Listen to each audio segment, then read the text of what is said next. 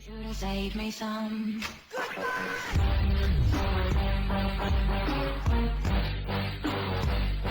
Hello, my friends. How you doing today? I am doing well. Yes, I'm in high spirits today, but I got to tell you, I'm having a little bit of an issue. Number one, my doctor put me on more medication. Yes, I guess the key to stopping my madness is to medicate the flipping hell out of me. Okay, yeah. Take 10 of these and 6 of these. Listen, my breakfast right now consists of approximately 10 pills in the morning and a cup of soda. Okay, I can't. I'll tell you right now. I drink water and I take my medication. I gag, and I feel, and I literally throw up in my mouth. It's a thing. It's disgusting. So I have to have a small cup of soda, about yay big, and I down my pills in the morning. That's the breakfast of champions, according to my physicians. I'm on the hunt for a new counselor, cause I'm struggling with things. You done messed up.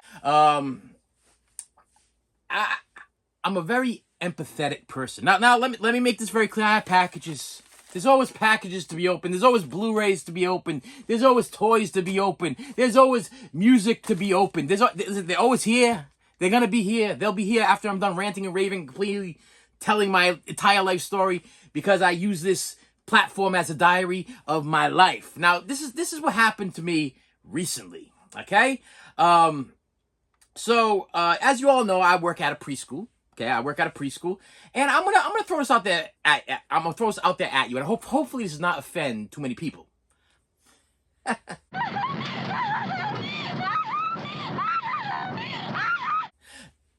I don't think it should, if you're doing what you're supposed to be doing. If you are a father, okay, this is something I don't know if this. I'm pretty sure this came from a Spike Lee movie. Okay, but I have totally embedded this phrase in my head from, I believe, Spike Lee. I want to say it was Spike Lee. I think it's Spike Lee. I'm pretty sure it's Spike Lee. But one of the characters in the Spike Lee movie, I don't know if it was Do the Right Thing. I don't know if it was School Days. I don't know. Matter of fact, I don't even know. Maybe it wasn't Spike Lee. Maybe it was a what's the other guy did? The guy that did New Jack City and stuff like that. Well, I'm picturing the guy in my head. I'm pretty sure he passed away. Stop, Jay. Wait a minute. Hold on. Higher Learning, that movie. Oh, you didn't get me. Higher Learning. Okay, wait a minute. Yeah, so I got the album, because I know he also did Higher Learning too. John.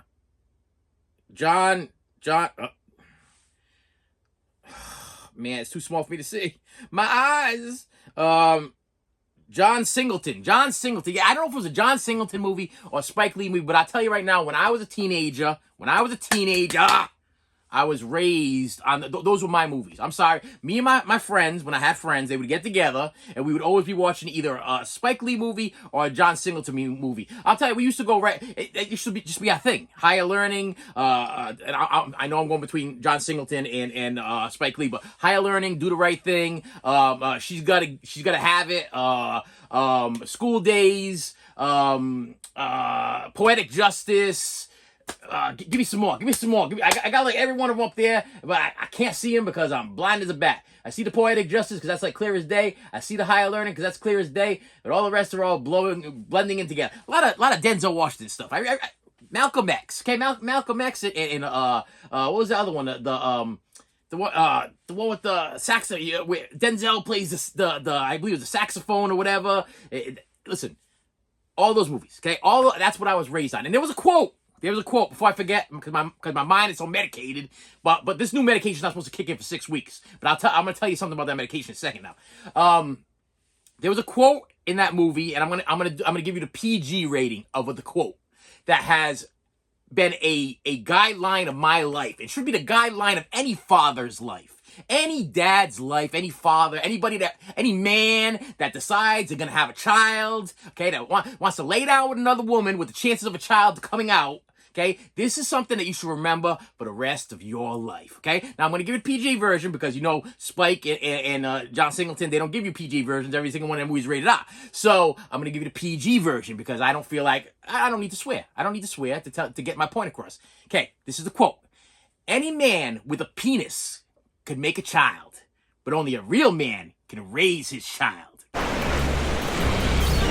Well, remember this. Any fool with a dick can make a baby, but only a real man can raise his children. Okay? Remember that. Now remember, if you are already a father, okay, and you've already gone through the process of raising a child, that's super. But if you are a father-to-be and you want to take care of your child, the whole plan is to take care of your child, okay? If you're gonna take that step with a significant other or another person or a woman, okay? Even if she's if she's a wackadoo, run. Don't get involved in that stuff, okay? Don't even get yourself in a position where you might have to be stuck with that person for the rest of your life. But if you're gonna do something like that, there may be a chance that you're gonna be stuck with that other person for the rest of your life. But if let's say you do have a child and you don't want to be with that other person, okay? You realize you made a mistake. Things happen. Whatever happens, and you made a mistake, and now here's a child that you got to take care of. Remember, you got to take care of that child, okay? I am running into so many parents throughout my 10 years of preschool teaching, run into so many parents that are divorced, never were together, fighting over custody. Listen, the problem I have is I am all for the child, okay? Maybe you and your selfish body, okay, when your other brain, the other brain down here is thinking, maybe you're not thinking with your right brain and realizing that you're about to put something on this planet that did not ask to be here. And what you're going to do to that little person is totally screw them up, okay? That part, I'll come right at you. You're going to screw them up if you don't want to be with the child, if you don't want to visit the child, if you don't want to be mom or dad or whatever, father to the child, whatever the case is, okay? If you want to just this is my thing, and I made this very clear.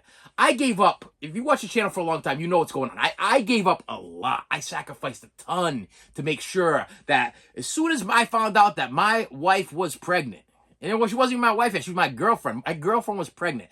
I stopped my life. There was a complete halt. Everything stopped because I was like, you know what? Spike Lee or John Singleton told me that I have to take responsibilities. I have to take responsibilities for what I produced, okay? And here's another thing. Once you have that child, okay, and this is another thing that I love to say. I wanted to be a participant, not a spectator in my child's life, okay? There are a lot of fathers out there that don't do squat, okay? They don't play with their kids. They don't look at their kids. They don't interact with their kids. They don't do nothing with their kids, okay? They could either be home or not home. They could be separated from the mother. There's some fathers out there that mother and father separated, okay? And the mother's fully raising the kid, or the grandmother's fully raising the kid, or whatever. Whoever's raising the kid is raising the kid. But no, who's not raising the kid? The person that made the kid. So if you're gonna make a child, take care of the child. And if you can't stand the person you're with, that's a life thing, okay? But remember, that person that you brought on this planet didn't ask to be here. You put it here, okay?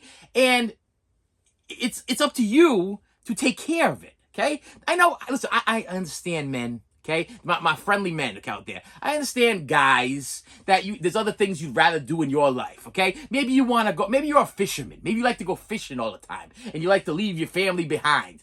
Hey, you know what? Take your child on the boat, okay? Take your child on a fishing trip. Take your child with you somewhere. Let's say you're a gamer. You like to play video games all the time, okay? Stop playing video games for a few minutes and watch your child live. Watch your child grow up. Spend some time with your child. Okay. Let's say that you are into maybe you like to go to the range. Maybe you're a gun shooting guy. Maybe that's your thing. Put the gun down and spend a few minutes with your child. Okay. Let's just say that you are an addict. Okay. You're a drug addict. You're an alcoholic. You got your own personal issues. Okay. Take your own personal issues. Put them aside for a little bit, or go get the help that you need. And then take care of your child. Because I'll tell you right now, where I'm at right now is I have seen way too many children screwed up. People have no idea that how smart children are. And I'm going to tell you right now, especially children that were born during the pandemic times, okay? These children that were born during the pandemic times are not like children. They're like grown adults, okay? They spent too many times with adults, and they've listened to too many adults, and they spent too much time with adults, so they are like little adults. Okay? They understand a lot more than you think they do. They overhear a lot more than you think they overhear, and they see a lot more than you think they see. So do something. Do something to make your life better. Do something to get your head out of your ass and do something with your child. Okay? If you are separated from your significant other, take a minute, okay, and figure it out. Okay, call your lawyer. Call what? Hey, listen. If you're clean and you're sober and you're a good person and you're respectable and you can be with your child, if you are in your right physical mind to be with your child, even if you're not in your right physical mind, if you're not in your right physical mind, get in your right physical mind. Go get some help. Go see a therapist. Go get on some medication like I did and like I do. Because I have been a participant in all of my children's lives since the day they were born. I have not stopped. Matter of fact, the other day, my daughter was asking us to babysit my granddaughter, which my wife was ecstatic, and I was like, okay, we'll babysit, no problem, you know. And then I had a little bit of a breakdown. Okay, so that didn't happen. That didn't happen. And so my daughter's like, you know, me and my husband, we need some me and you time. And I stopped for a second. I was like, wow, man. Okay, listen, I'm all for that. That's probably very, very healthy. That's probably a very healthy thing. But me and my wife for 26 years, 26 years, I'm pretty sure, have not had a one night together yet. We've never stayed at a hotel. We never stayed at a resort. We never went on a cruise. We never done 26 years we have been caring for our children. Why? Because we put them on this planet. Okay, we chose to put them. I decided to go do what I did, and she decided to go do what she did, and together we did what we did, and we came up with this child, and now it's time to take care of them. Okay, that's what you need to do. As a very empathetic preschool teacher, I gotta tell you, when a child climbs up into my lap and starts bawling their eyes out because someone did this to them, or someone did that to them, and I'm sitting there crying with them. And this has been going on for like 10 years. This is like a 10-year event that's been going on in my life where I've had children on and off. I've had children that have been abused. I've had children that have seen abuse. I've had children that have mommy and daddy are getting divorced, and now dad's fighting over custody. Dad never wanted nothing to do with you before. Okay, when you were little, when you were born, but now dad needs some money so he can go buy crack or whatever it is. So he wants to adopt you. He wants you to be his very own. So the government can give him some money so he can go get some more drugs or whatever the case might be. Listen, I've seen too much, and it's starting to get on my nerves. It's starting to affect me emotionally and mentally. Okay, mentally, I'll tell you, going into my workplace sometimes is like going into war. I'm going into war for these kids. You know what I mean? I put my neck out on the line to try to do what's very best for these kids. And what I don't get, and what I can't wrap my mind around, because of 26 years of taking care. Matter of fact, my daughter, my oldest daughter, was on our honeymoon. Okay. She was already born. She was like one or two or whatever. I waited. Listen, I did things the right way. Okay, well, right way, wrong way, whatever. If you get a girl pregnant, what I decided in my head, I was like, okay, my girlfriend is pregnant. We're gonna have the baby. I'm not gonna marry her because we have a baby. I'm gonna marry her because I love her, and I want to make sure 100% that this is love and not because we had a baby. Because that never turns out well. Want to know how I know that? Because I got cousins. I got cousins that married because they had a baby and they got divorced. And I seen terrible fights and terrible arguments and terrible things. Okay? And that didn't help nobody. Okay? It didn't help the woman. Didn't help the man. Didn't help nobody in a relationship. And definitely, sure as heck, didn't help the baby. Okay? Or the 3-year-old child or the 4-year-old child or the 5-year-old child watching them argue and argue and argue. So, you might want to think about it. Okay? Like I said, My daughter was on a honeymoon with us. Now, like I said, the right way, wrong way, I waited. And then I asked my wife, that we should get married. It was like, now, listen, she already had a ring on her finger. But then I was like, we have the baby. It's been 2 years since the baby's been born. I'm not going to leave you. I love you. I love the baby. I'm going to stay with you, and we're going to get through this together. And I sacrificed a whole ton of things. I had a job I absolutely loved. I had an opportunity to be on The Real World Boston. I gave it up. Okay? I couldn't go for the second interview because she told me she was pregnant. I was like, I can't leave for whatever time they were gonna film that show, so I can make myself feel famous, or go on be on a reality TV show. I can't do that. And then the other thing was the job I loved. I gave it up. I've only had a few jobs I've actually loved, I've actually really enjoyed, and that one I was like, okay, I'm not making enough money. I need to support a child, so I got to put my life aside. I gotta totally put my life aside and do what's right for my wife to be, or wife and child. And then once the child was born, I was involved in everything. I got 4 children, 3 girls, 1 boy. They had basketball, karate, soccer, volleyball, plays. They were all in drama. Every single one of them was in drama. I went to every single play, field days.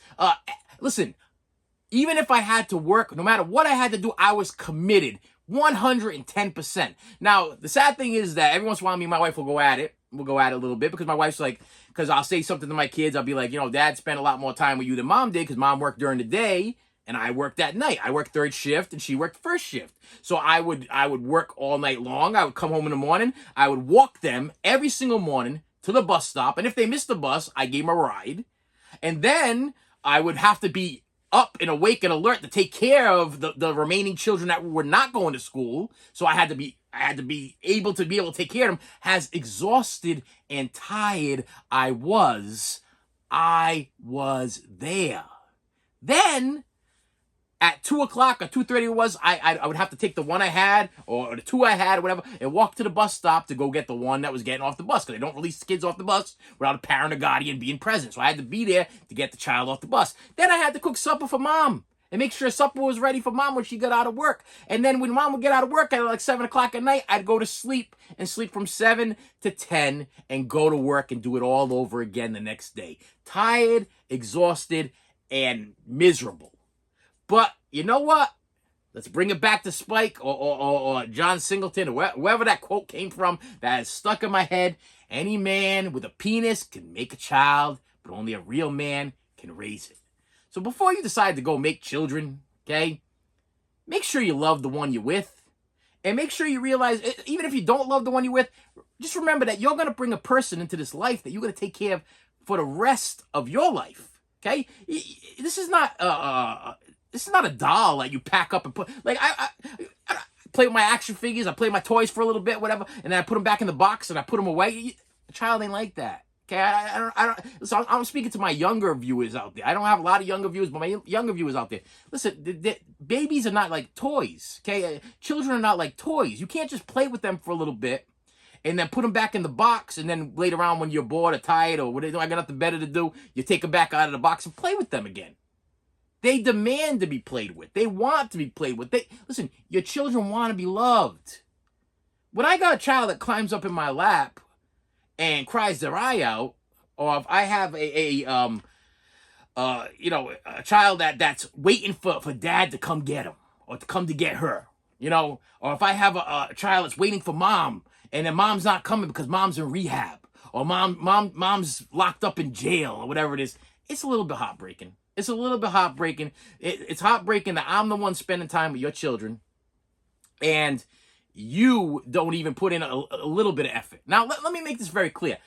This ain't going out to the fathers and mothers that are working every single day and they got minimal time to spend with the kids, and sometimes you have the grandparents babysit because you're trying to make ends meet. Listen, life is tough.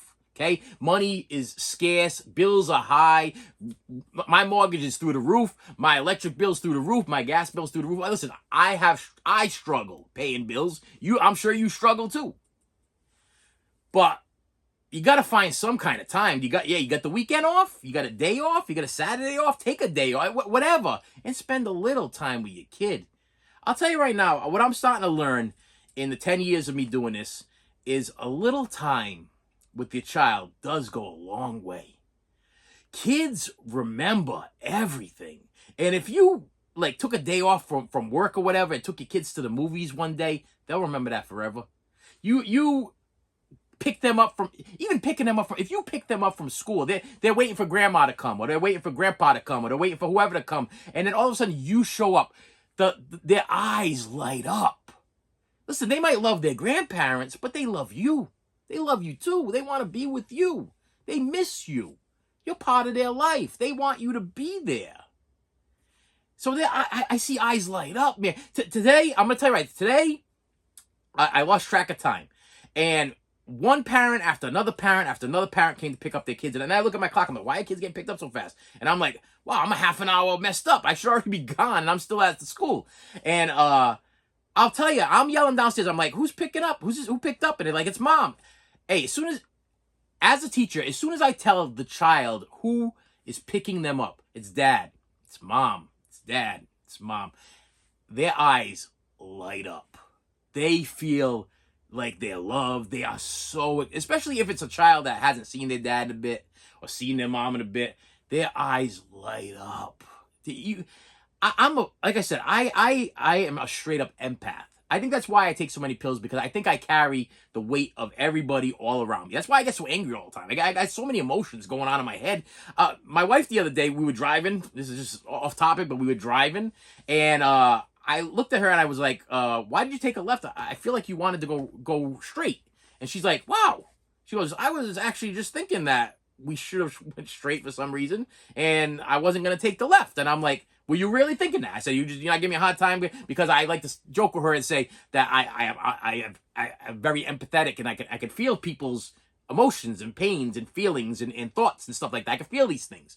And she's like, no, seriously, I was gonna go straight instead of taking the left-hand turn. I said, no, nothing happened to us. This wasn't one of these things where we should have went straight because we're gonna get to a car accident. No, it was just, I don't know, she was thinking of it, and I thought of it at the same time, but there was absolutely no reason for us to go straight.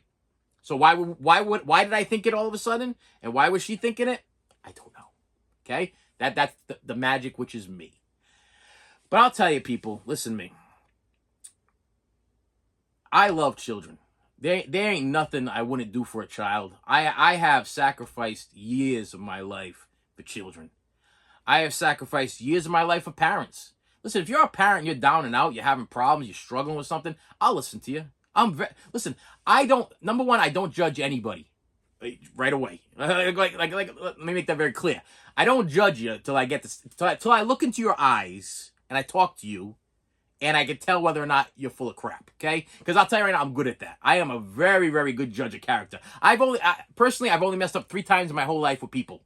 People in my life, 3 times in my life I've messed up, where I trusted them and they totally screwed me over. The rest of the time, and I've worked with hundreds and hundreds. When I worked in the mill, hundreds of people, okay? When I worked in the bakery, hundreds of people. When I worked I worked at another mill, and even working at these multiple preschools, okay? I've worked with several people, I've worked with a lot of people.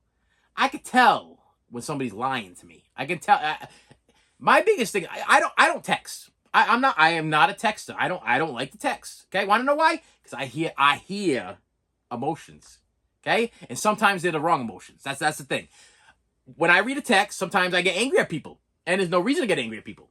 And sometimes I read a text and it's negative, but I take it as a positive. Texts are very, very tough to read. I can't read a text. Like I can read a text, but I can't read a text. Okay, looking somebody into their eyes is kind of like really looking into their soul. You're really looking into their heart. Okay, there have been people that I have judged just by overhearing other people talk about them. But then once I get them on a one-on-one basis and I look at them and they're talking to me, I can hear the hurt. I can hear the pain. And listen, I know that people got hurt and pain. I understand that. As a father myself, my wife, she goes through pain. I go through pain. You might be going through pain. But you got to remember that before you're going to go lay down and make a child, make sure that you have some kind of backup plan to take care of the child. Make sure that you want to be a participant. You don't want to be, you don't want to be a spectator. You don't want to be watching the game go by. You want to get out on the field and play the game, because that's where the action's at. The action's that. Listen, it's all fun and games. Listen, when I was a kid, I never watched football, never watched basketball, never watched baseball. Hated it. To this day, I'm still not a basketball. I still don't watch basketball. I still don't watch football. I still don't watch baseball. But if somebody asked me to play, I would play.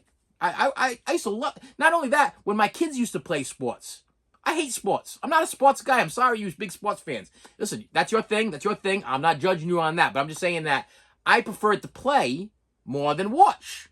I don't want to watch my life go by. I want to be part of my life. Okay? A child is part of my life. I want to be part of that child's life. I don't want to just watch that child go by, because I'll tell you, you blink once and the kid's 8 years old. You blink twice, the kid's 19 years old. You blink 3 times, the kid's 30 years old. You blink again, you're dead. And your whole life went by, and your kids hate your guts, and you're looking back and you're like, oh, I wonder what I did wrong. What did I do wrong? No, you did wrong. You were absent. You didn't do anything wrong because you didn't do anything. You didn't do nothing. Okay? You weren't part of it. You were a statue. You were just a participant in a science experiment. That's what you were. And now your experiment has hatched from its egg. Okay? And you gotta take care of it. Or else it's gonna grow up to be a monster. It's gonna grow up to have problems. It's gonna grow up to have issues. And those issues become other people's issues. So I was a little emotional yesterday. I have, it's brings back the past. I got several kids in the past that like running through my head right now. One little girl, I gotta tell you, and I got a picture of her still to this day. Her mother was in jail. She was incarcerated. Okay, I could tell these stories now, but I'm not giving names, so I'm not going to get in any trouble for telling these stories. But the mother was incarcerated. She was in jail. And the mother had given her a gift. I'm not even going to say what the gift is, because in case this person watching this channel, they're going to be like, oh, well, I know exactly, you're not allowed to talk about my child. Okay, whatever, listen to me. The mother had given the child a gift before she went into prison.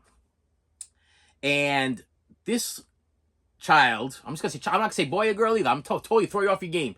This child carried that thing around with her. Him, her.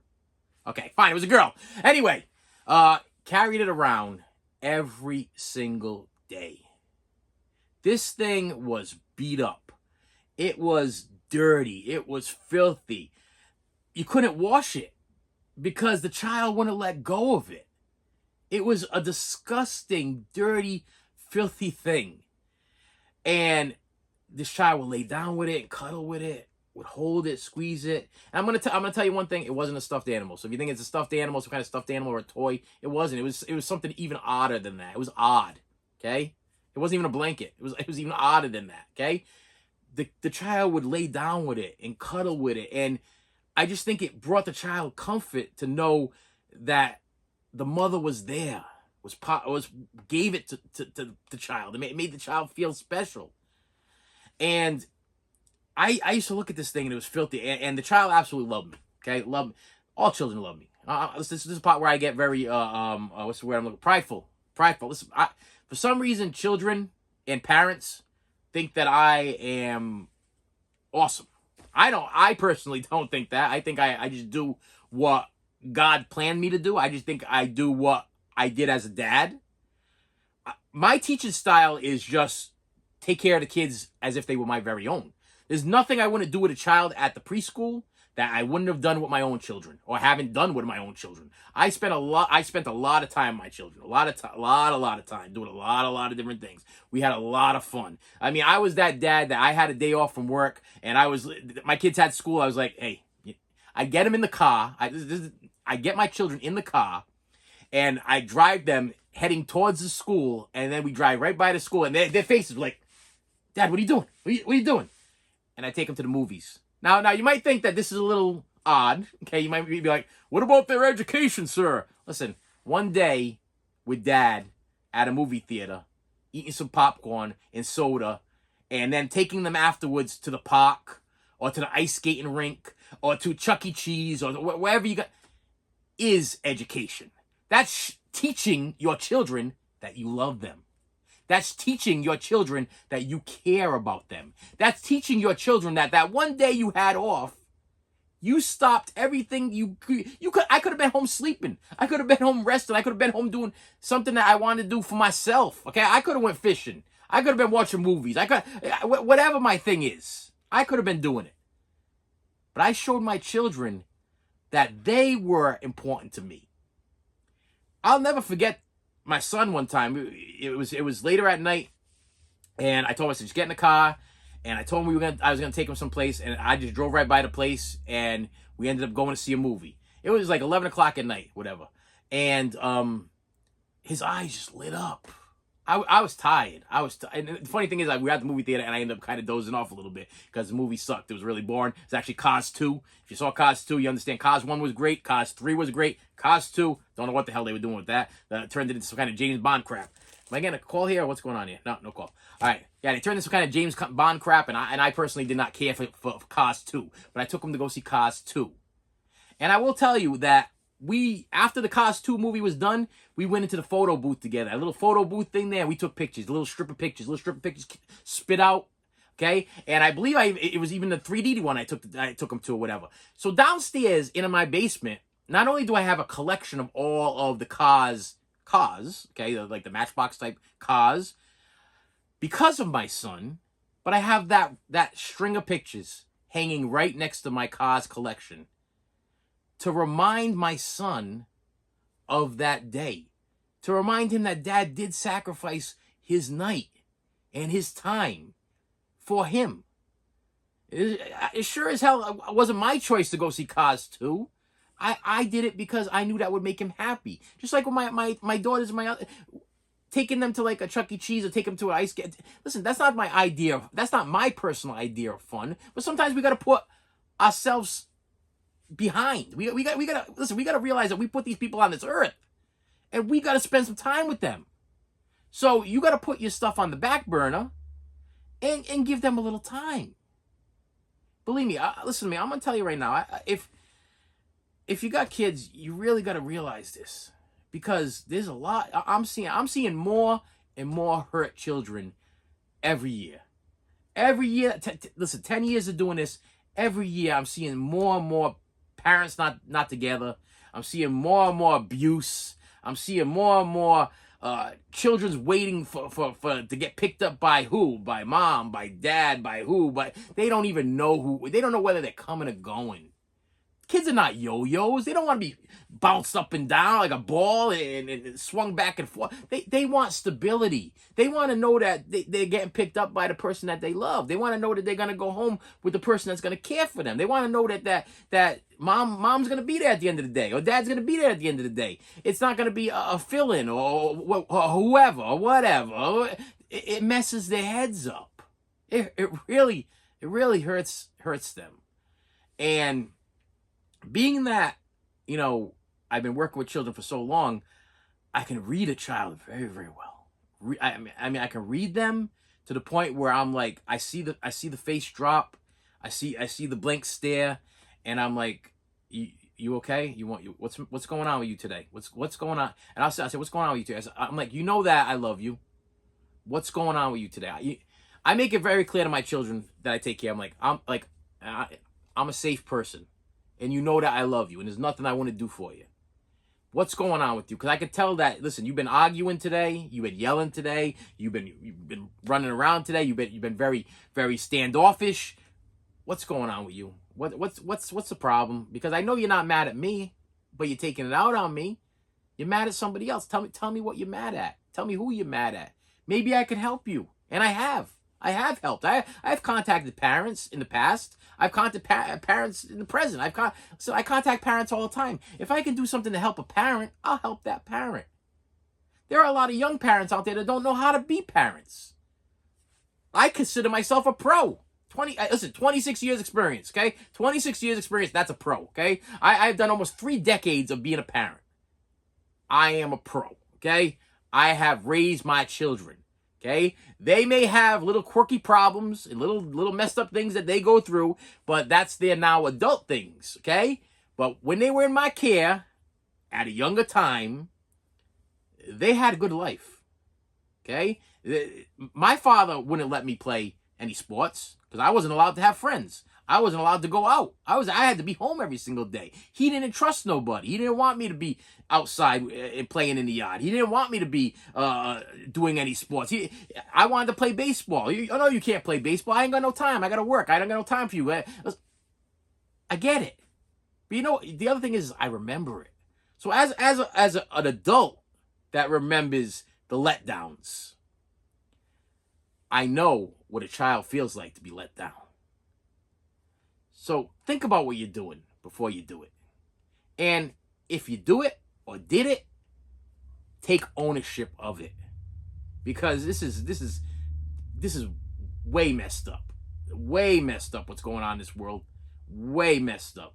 I know I'm like preaching over here, but it's like, man, my heart is hurting today. It's hurting today for the children of the past and the children of the present. I want them to be happy. I want the parents to be happy. I want some kind of balance. I want a balance somewhere, because this sucks. It really sucks.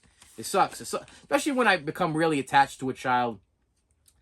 When my children graduated this year from my class, 6 of them graduated from my class, and I actually contacted the parents. The parents are great. Listen, these parents that I deal with, God sent. Okay, they are the greatest parents in the world, and they are totally involved, totally structured, involved in their kids' lives. But I just lost 6 during graduation. You know, after they graduated, I lost 6, and I had messaged the parents, and the parents saw me at graduation. I gave a speech at graduation, and literally it felt like 6 of my very own children told me, "Listen, I gotta go. I've been here with you for 2 years, 3 years, whatever. And it's time for me to move on. It's time for me. It's kind of like when your children turn like 19, 18, 19, 20, 20, 25, 26, 27, whatever age they might be, and they say like, hey, we're moving out. We got a boyfriend, we got a girlfriend, we got a whatever, and we're moving out. I got to go. It's how I felt. I felt like I just lost 6 of my very own children. And it tore my heart out. It literally tore my heart out. And people, I had parents and stuff messaging me. They're like, I don't know how you do it. I have friends, people on Facebook message me. I don't know how you do it, because I wouldn't be able to do that job because, you know, of the attachment and this, that, and the other thing. And I'm like, it's not an easy gig. At the other school I worked at, they would actually give me the summer off to recover, because you guys watch this channel for a while. I got some stuff going on. Okay, I got some stuff going on. But the one thing I do have I'm talking like crazy, like, but you know, when it comes to children, I'm crazy for your kid in a good way. I'm going to take care of that kid. I'll put my life on the line. I'll tell you right now, there ain't one kid in my class, and I've thought about this. I thought about this in detail, that if anybody ever came into that school or walked up those stairs, I teach on the 2nd floor. My thing right now is, if I ever heard gunshots or anything going on in that school, I would literally throw myself down those stairs. And the size I am, like Donkey Kong trying to smash Mario from the original Donkey Kong game, I would just throw my body on top of that person. That person would never make it up those stairs. I might not live, but that person would never hurt one of those children. Not one child. They wouldn't even see those children. I tuck them away somewhere, and I'd go after whoever was down there trying to hurt those children. That's me.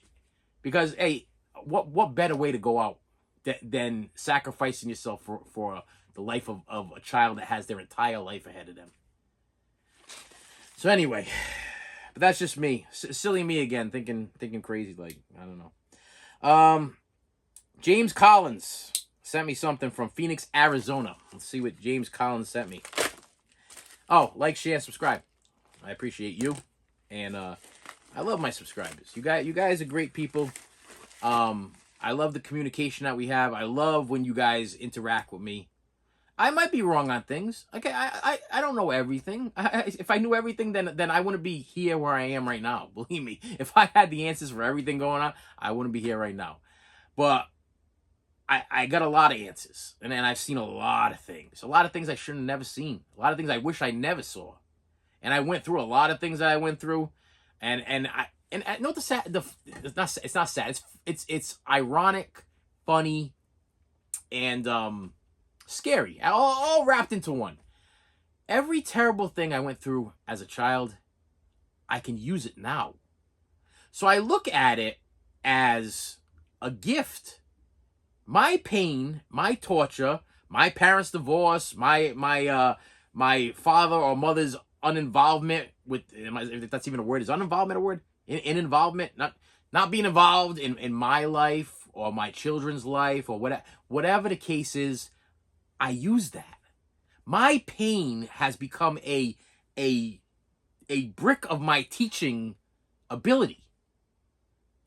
The way I teach is because of the way that I was raised. So I actually give thanks for my torture. I give thanks for my anger.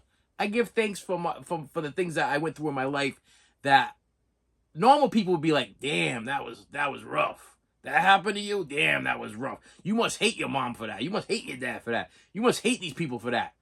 No, I don't. I don't hate nobody. I'm a strong believer that God put me in a place to do something, and if I wouldn't have struggled as much as I struggled growing up, I would not be the man that I am today. So if you went through a lot of struggles growing up and you're the person that you are today, there's a reason for it. And if you struggled as much as I did, or more than I did, and you're still walking this planet, God bless you. You know, you're awesome. I'm telling you personally, you're awesome. I'm telling you personally that you should be, if you could, I can't reach my back because I'm a big guy, but if you can reach your back, pat yourself on it because you did something. You achieved something. Because I'll tell you, some people would throw in the towel, but then some people might end up like me and then look back at it and give thanks. I'm thankful for every trial, every problem, every issue, everything I've ever gone through. I'm thankful for it. No matter how disgusting, disturbing, mentally anguishing, confusing, terrible, brain-destroying, heart-destroying, life-destroying thing that I went through, I'm thankful. Because I'm now able to help hundreds of children, hundreds of parents, because of everything that I know and everything I've ever been through. If I lived a privileged life, I wouldn't be able to do that. If I lived like Ricky Schroeder from Silver Spoons, I wouldn't be able to do that. You know what I mean? Anyway, see what I got in this package here from James Collins. It's the end of that. It's a rough day today, man. And women. Sorry, I don't want my my women out there to be like, you didn't say and women too, so that makes you not liking women. And listen, this is for everybody. This is not just for men. This is for everybody. Okay, I'm not like say, hey man, a woman, man, a woman. I just have a tendency of every once in a while saying man, hey man, whatever. First thing I got here is a CD, and you're probably like, we waited all this time for a CD. Yes, it's a CD. I went to go see. So, like I said, still to this day, I went with two of my children and my wife to the Pink Floyd The Wall. What do you call it? Not Galaxy. Planetarium Experience at the Science Museum. The Wall set. The Wall music with visuals set to this surround thing, beautiful. Unbelievable thing that was just great. And I am so happy we did it. And I was so happy that I was able to still have two of my children with me on that day. Yeah, it's two, right? Two? Yeah, two of my children with me on that day. And my wife was with me also. And then we actually went back the following week to go see the Fleetwood Mac Experience with the other child that wasn't there.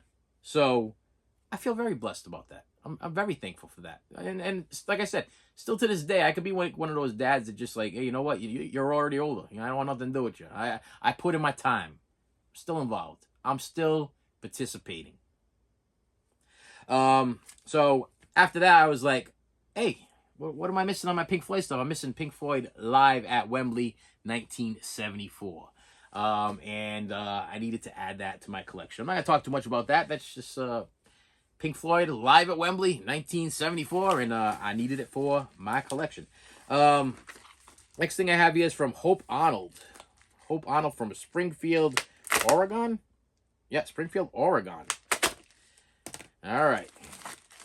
I know most of my stuff gets stuck in Springfield, Massachusetts. I don't know. I order things off eBay, and I don't know what's going on at the postal service over there in Springfield, Massachusetts, but for some reason they everything stops in Springfield, Massachusetts. It's like a Twilight Zone episode over there where you like time has stopped. Okay, the mail has stopped over in Springfield, Massachusetts.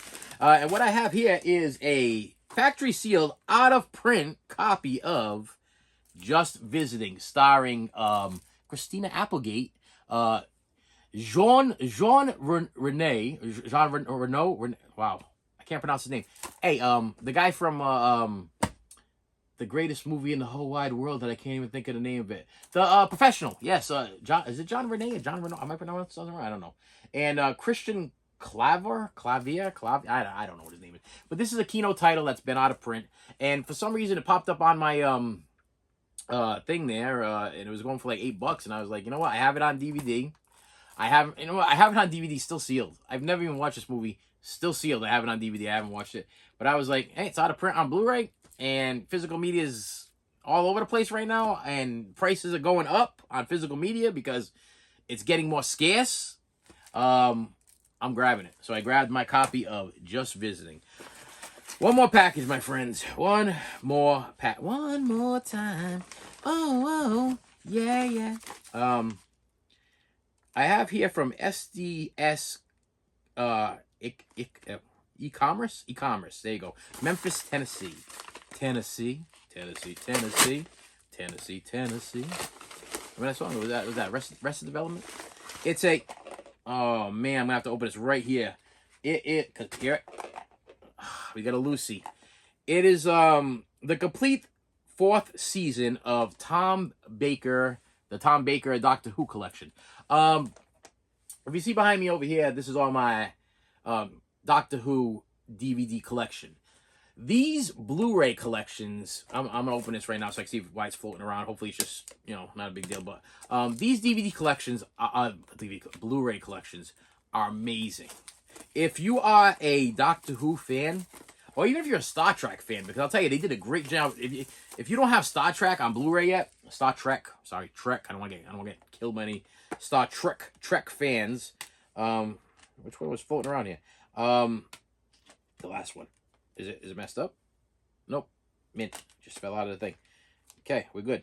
Did I just fall out again? Is it gonna keep falling out? Is this one of those messed up covers? Because this is one of those that with the little the tray inside, and sometimes you always get like the last one doesn't sit right for some reason and it falls out. But anyway, yeah, if you're a Star Trek fan and you did not get the Blu-ray complete series of the original William Shatner Star Trek, or if you're a Doctor Who fan and you're not collecting these Blu-ray sets, get them. I'm going to tell you why to get them. Number one, you get episodes that were never available on DVD. The other thing, you get a choice of new graphics in the background. And now, this is something really extra, but they did it with Star Trek, and they're doing it now with the Doctor Who's here. And what they did is, you know how, let's say in Star Trek, I keep trying to. You notice I'm trying to be very pronouncing that very properly because out of respect to my Trekkies, okay. They actually changed the like if let's say Uhura is looking out the window there, out of the main window. They changed it to like new things that she's seeing out the window. Like back in the day, they had like really bad graphics or really bad, like paintings or whatever it is. Now with CGI stuff and everything like that, they're able to put like really cool backing things. So it actually looks like they're going into a planet, or it looks like they're going into outer space, or it looks like they're going into something really cool. They're doing the same thing with these Doctor Who collections. You get the option. This is the next one. This is the selling point for me. You get the option to watch it originally the way you watched it back in the day, when you watched them originally on TV, or you get the option of watching them with the new CGI effect put into them. On top of that, let me just, it says brand new updated special effects. See, special effects for the horror of Fang Rock and then you get a bunch of documentaries. Okay, you get a Graham Williams tribute on this one. You get a conversation. You got 4 interviews, Behind the Sofa, 6 new episodes of the stars of Doctor Who, a Blu-ray trailer, a brand new short film made to promote this Blu-ray release, which I love that too. Now, call me crazy, but I actually like to watch trailers of things I want to buy. That's a me thing. So if I'm gonna buy an animatronic something, like I'm gonna buy a talking, walking animatronic, I'll watch the trailer for it. I like to watch trailers. That's my thing. Immersive 5.1 surround sound, exclusive surround mix for Horror Fang. They really took an extra effort on that Horror Fang episode. New audio commentaries and a PDF written archive, scripts, all the scripts and rare archival material. And the other thing that they do with these Doctor Who collections is there's a lot of older episodes. I think it's William Hartnell. I think I'm saying that right. One of the original Doctors, where a lot of the stuff has been missing.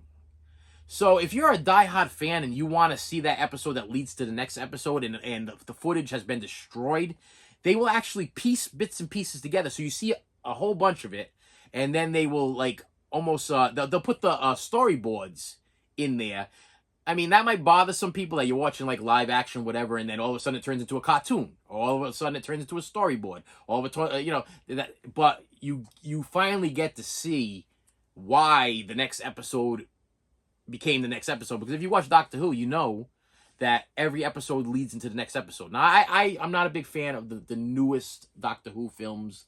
I am more of a Tom Baker and the older guys, okay? But I do own the newer ones, but I have not really been a big watcher of the newer ones.